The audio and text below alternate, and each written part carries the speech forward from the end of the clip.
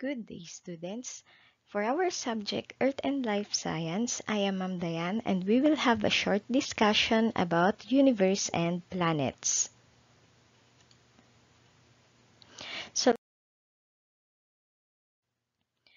so let us start with the origin of the universe and the solar system. Paano ba nag-umpisa ang ating universe, pati na rin po yung ating solar system? So, let us define first cosmology. It is the study of the origin and evolution of the universe. So, ano ba yung nangyayari sa, ano yung pinagmulan muna ng ating universe and ano yung nangyayari pa ngayon sa ating universe.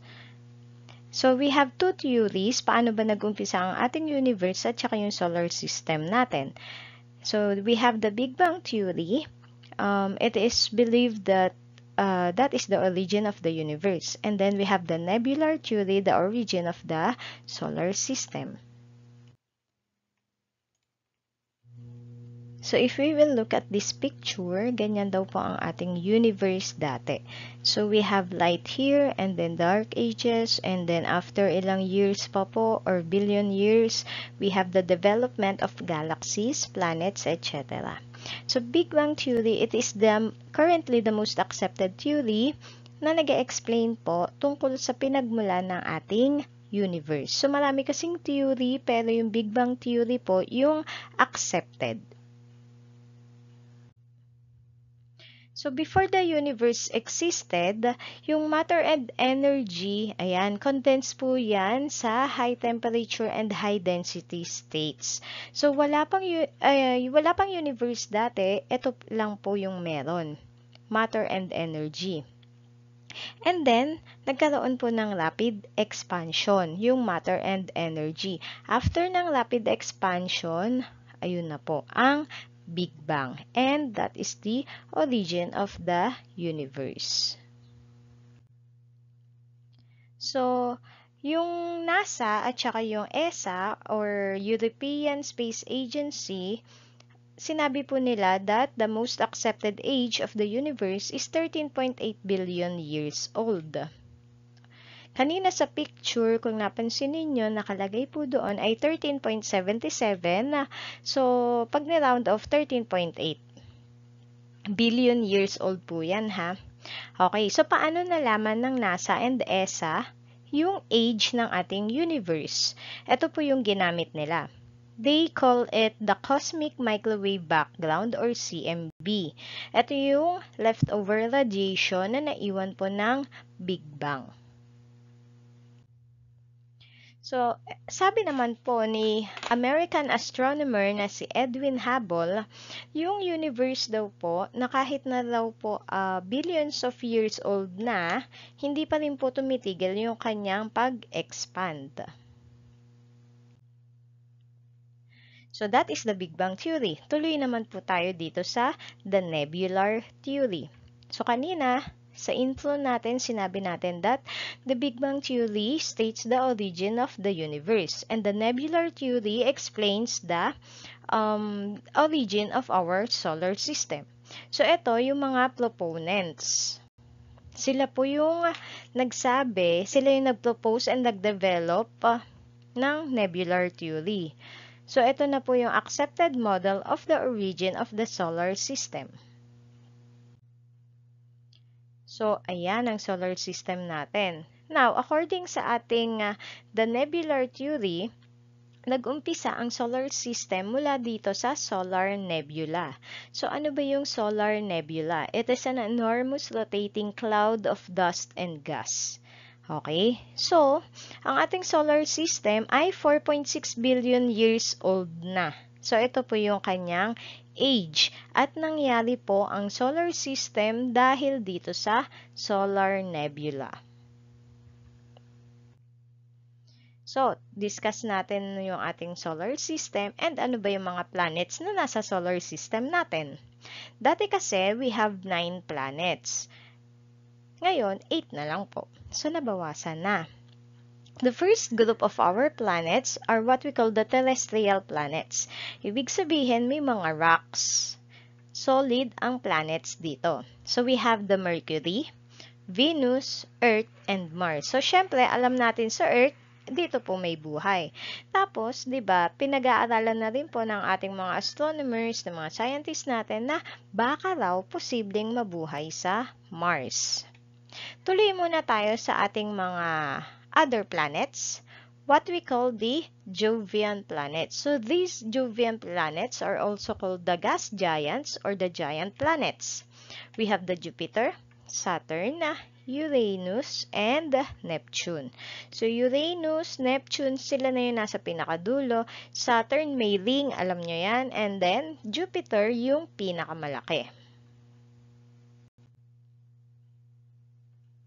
So, let us meet the planets. Ito yung mga planets ng ating solar system. Siyempre, ito po ay ang ating araw. So, kaya tinawag po yan na solar system dahil yung sol, ibig sabihin po ay sun. So, this is Mercury. Siya yung smallest planet and siya rin po yung closest sa ating sun. Si Venus naman po, na kahit pangalawa lang siya, mula sa araw, una si Mercury, di ba? Yun yung pinaka-close. Pangalawa si Venus, pero siya yung hottest planet. Kasi yung mismong surface pa lang ni Venus ay mainit na po. Siya yung hottest planet. Siyempre, third one, we have Earth. So, ayan, you call me home. The only planet with liquid, the only planet with life. 'Di ba? Dito tayo nabubuhay. So, the color blue represents the water. Ayan, yung liquid na sinasabi dito. And then, ito po, yung color green represents our land. At ito naman po, after ng Earth, we have Mars. So, ayan, I'm really dusty and cold with a thin atmosphere. So, sa tingin nyo, possible ba mabuhay tayo sa Mars kung lilipat tayo mula dito sa Earth? Ano rin po yung isang pangalan ni Mars? So, Mars is also called the red planet. Kaya po dito sa ating picture ay parang pulang-pula din siya, di ba? So, the red planet, sometimes it is also called the twin planet of the Earth. Punta na tayo sa Jovian. Ito naman yung mga gas giants. So, si Jupiter, syempre po, siya yung pinakamalaking planet natin. One important role ni Jupiter ay pinoprotektahan po ang Earth mula po sa mga asteroids. Siya yung humaharang kaya wala pong nakakarating na mga asteroids dito sa Earth. Isa sa pinakamagandang planet ay si Saturn. So, gawa po sa ice ang kanyang rings. Yan, may ring siya. So, si Uranus naman po, ang kakaiba sa kanya ay para siyang sideways dahil sa kanyang tilt. So, mamaya meron ako ipapapanood na video kung bakit ganun yung itsura ni Uranus.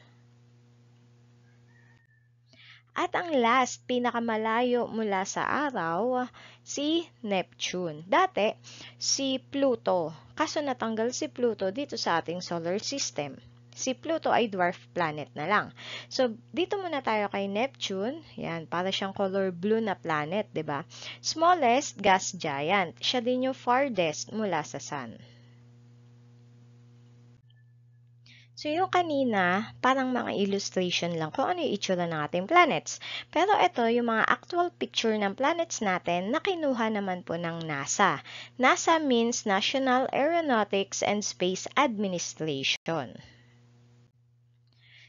Ganyan po ang itsura ni Mercury.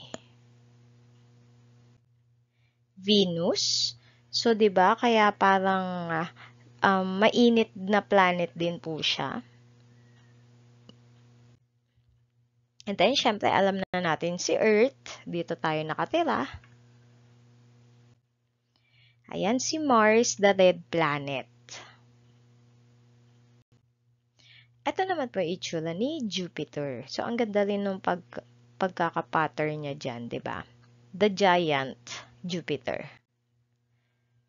Saturn, ayan po ang kanyang icy rings. Yan. And ito naman po si Uranus. So, ang ganda din ni Uranus. And then, color blue si Neptune. So, panoorin natin saglit kung bakit si Uranus po ay kakaiba pagdating sa kanyang pag-rotate.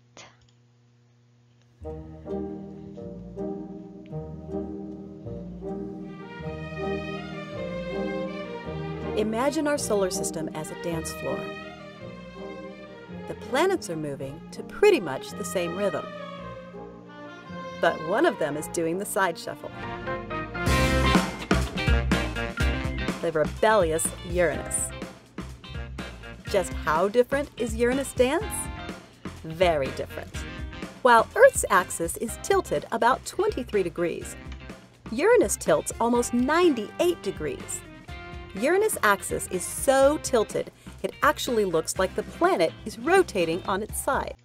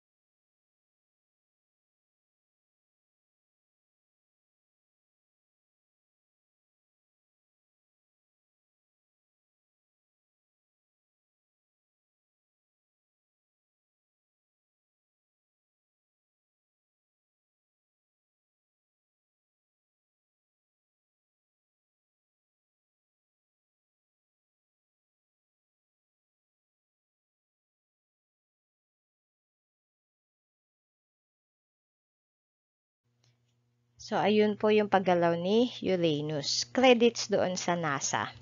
So, tuloy tayo sa ating dwarf planets. Nandito na ngayon si Pluto. At kasama niya na yung iba pang mga dwarf planets. Okay. So, review tayo konti. Ito ang ating surprise. Let's review. Sino kayang planet ito? Ayan, hulaan natin.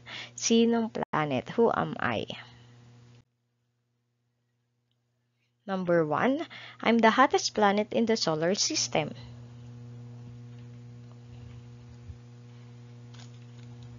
Okay, sinong hula ninyo? Or kung nag-review kayo, hottest planet ay si Venus. Correct. Second question. I'm surrounded by a series of icy rings. Ayan, meron siyang ring, tapos yung ring niya ay gawa sa ice. Ano ang pangalan ng planet na yan? If you answered Saturn, yes, tama kayo. Question number 3. I'm really dusty and cold with a thin atmosphere. Anong planet yan?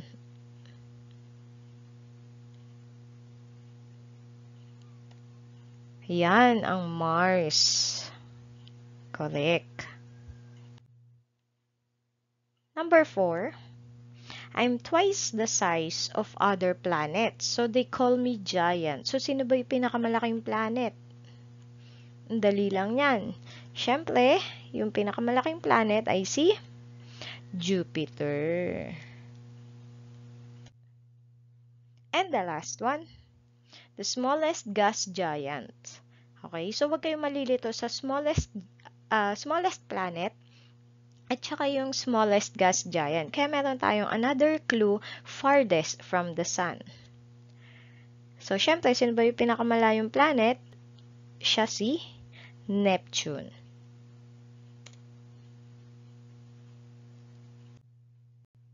And you are all amazing. Congratulations.